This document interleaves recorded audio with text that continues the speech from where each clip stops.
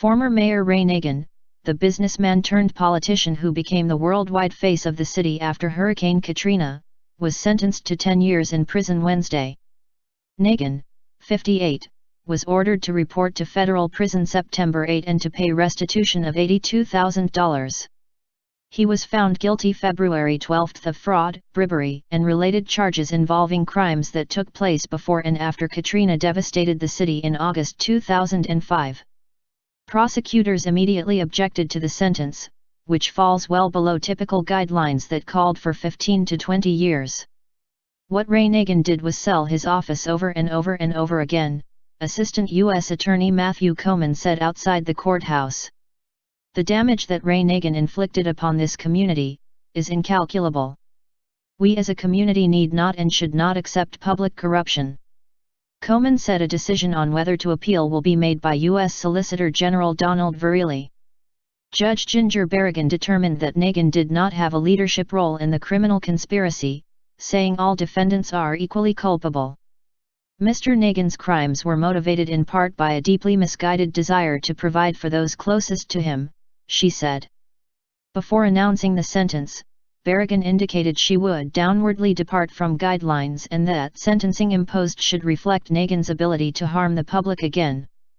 Nagin said he would trust in God that this would all work out. A jury convicted Nagin of accepting hundreds of thousands of dollars in bribes money, free vacation trips and truckloads of free granite for his family business from businessmen who wanted work from the city or Nagin's support for various hurricane recovery projects. Prosecutors asked the court to send Nagin to prison for a long time. They argued that he was found guilty of 20 of 21 counts in the indictment, and that he participated in and orchestrated a years-long conspiracy to enrich himself and his family.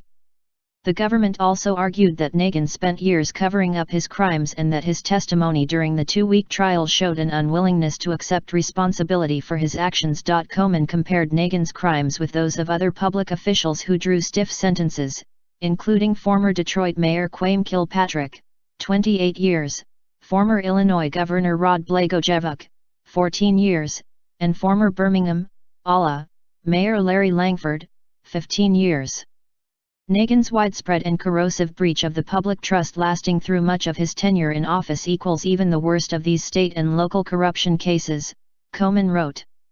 Nagin's defense attorney, Robert Jenkins, petitioned the court for a lighter sentence. He pointed out that his client is a first-time offender with no criminal record. Jenkins also argued that the allegations and evidence presented during the trial showed behavior inconsistent with his otherwise outstanding life as a businessman, family member, and citizen. Mr. Nagin has been a devoted father, husband, and supportive child to his parents, and greatly cares for the well-being of his family, and is their caretaker, Jenkins wrote. According to Jenkins, a 20-year sentence would amount to a virtual life sentence. Jenkins noted that former Governor Edwin Edwards received a 10-year sentence in a public corruption scheme that netted up to $5 million in ill-gotten gain. The court previously calculated Nagin's take at more than $500,000. The court received several letters of support for Nagin, including from members of his family. His wife, Salitha, asked that he remain out of jail until allegations of prosecutorial misconduct could be fully investigated. I am asking that you delay these sentencing proceedings until we are allowed to see all the reports that have thus far only been summarized but clearly show a pattern of prosecutorial misconduct, Salitha Nagin wrote. Her letter detailed the family's financial ruin and personal anguish. We are mentally and financially drained, she wrote in the 4-page letter dated July 1. We have exhausted our savings, borrowed from family, gone on public assistance, for the first time ever, and even had to file bankruptcy to avoid being homeless.